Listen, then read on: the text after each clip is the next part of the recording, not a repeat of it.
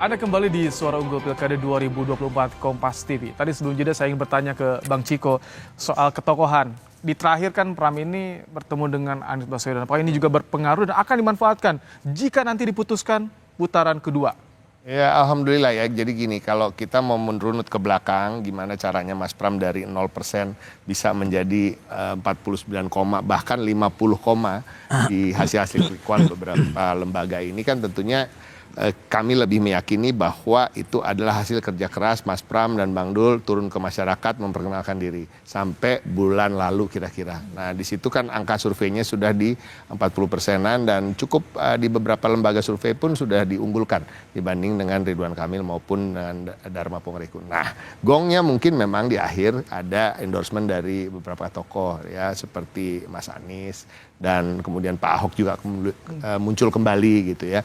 Tetapi kan selain endorsement, alhamdulillah Mas Anies juga membawa mesin politik dalam tanda kutip ya, walaupun bukan pimpinan parpol, tapi kan masih fresh out of Pilpres yang baru berlangsung beberapa bulan lalu, sehingga masih cukup hangat mesin dan maupun personel-personelnya yang juga semangat untuk kemudian bergerak untuk kami. Dan ini suatu boost atau tambahan semangat bagi kami dan juga tambahan suara elektoral di bawah yang sesungguhnya ya kalau sampai ini terjadi 2 putaran, walaupun kami maunya 1 putaran, justru menurut kami ini akan semakin kuat karena kan ini baru bergulir berapa minggu aja nih gitu. Kalau di push lagi ke 1 bulan, 2 bulan ke depan akan lebih kuat lagi dan kita insya Allah bisa menang di putaran kedua. Kalau sampai 2 putaran, tapi kami tetap berharap di 1 putaran tadi karena tadi udah banyak juga lembaga survei bahkan mayoritas ya itu di atas 50%.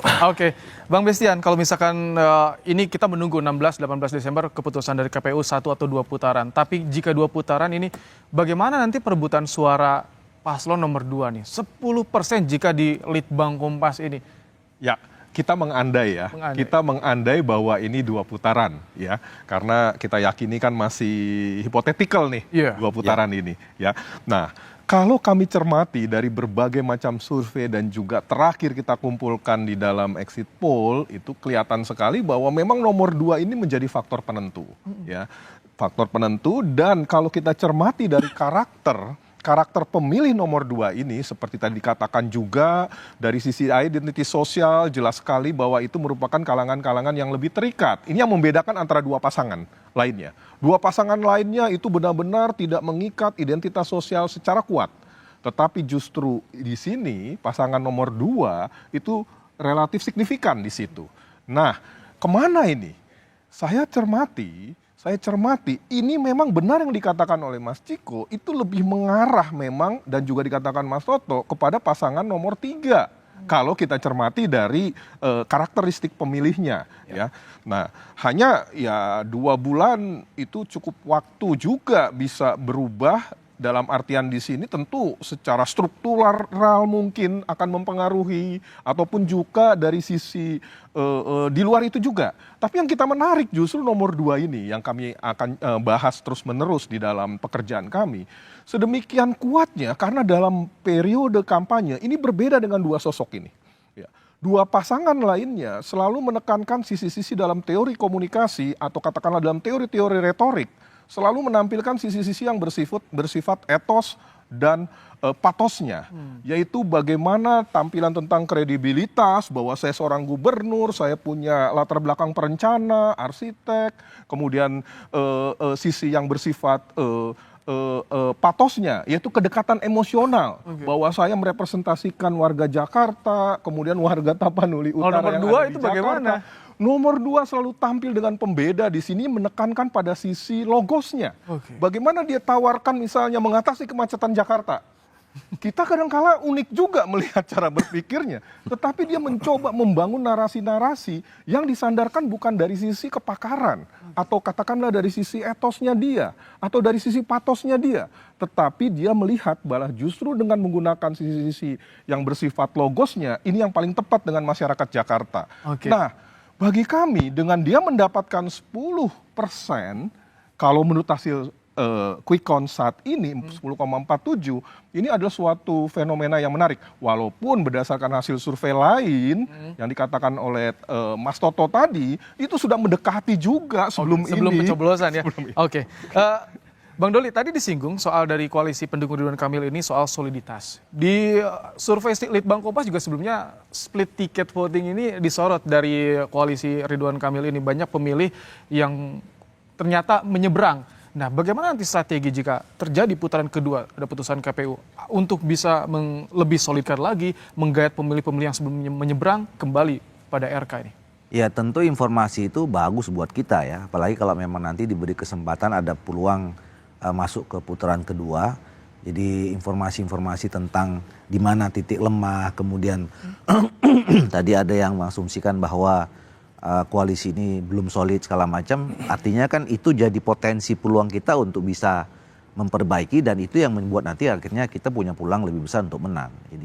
Jadi walaupun sebetulnya saya juga mau menegaskan sampai sekarang sebetulnya koalisi yang dibangun Kim Plus itu sejauh ini koordinasi di lapangan, kerja-kerja politiknya semuanya sih masih solid ya, masih berjalan sesuai dengan bagaimana yang direncanakan. Gitu. Oke. Mas Toto, kalau misalkan ini, sekali lagi tadi pinjam kata-katanya Bang Bes, berandai-andai putusannya 2 putaran, nanti yang akan jadi penentunya apa sih untuk perebutan pemilih, termasuk merebut pemilih 02 ini? Kalau bicara mengenai pemilu yang dilakukan secara benar dan fair, ya yang harus dilakukan adalah bagaimana kedua pasangan 01 dan 03 mulai membaca. Apa sih yang kemudian bisa menyebabkan orang memilih pasangan 02? Isu apa yang kemudian ditangkap oleh mereka sampai kemudian memilih? Karakter gaya komunikasi seperti apa dan gerakan di darat seperti apa sampai kemudian menjangkau daerah-daerah mana, segmen mana yang kemudian memang memilih 02. Tapi kan yang tadi saya katakan, apakah bisa serta-merta kita katakan bahwa pemilih 01 dengan 03 diam dan tidak akan bergerak? Kan tidak. Kalau survei bisa membaca misalnya dengan asumsi titik startnya adalah sekarang, misalnya kita baca survei terakhir, apakah Anda sudah mantap ketika memilih 01 dan 03? Itu berbeda. Ada yang menyatakan sudah mantap, ada yang belum. Katakanlah ada sekitar belasan persen atau 20% yang menyatakan masih mungkin berubah. Bisa dari faktor pragmatisme, bisa karena faktor janji program, bisa karena faktor kemudian tawaran yang lebih menarik dari pasangan lain. Itu yang menurut saya akan menentukan pertarungan. Tapi lagi-lagi saya hanya berharap satu hal. Silakan berdebat, berimprovisasi, berkreativitas dalam sisa waktu 2 bulan, menggarap pangsa pasar 02 atau bahkan menggarap pangsa pasar 01 atau 03 dan menjaga basisnya.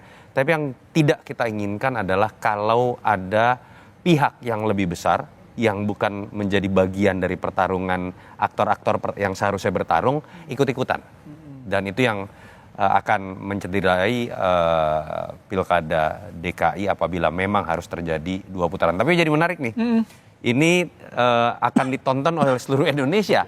Karena kalau sekarang kenapa terasa jenuh, Mas? Karena orang itu noise, too much noise.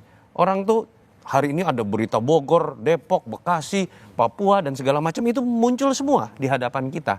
Ketika satu Indonesia nanti yang tersisa hanya pilkada Jakarta, artinya pilkada Jakarta ini akan betul-betul menjadi sebuah tontonan yang dilihat di seluruh Indonesia. Saya berharap pemainnya tetap Jakarta, jangan yang dari luar ikut-ikutan. Kira-kira seperti ini itu.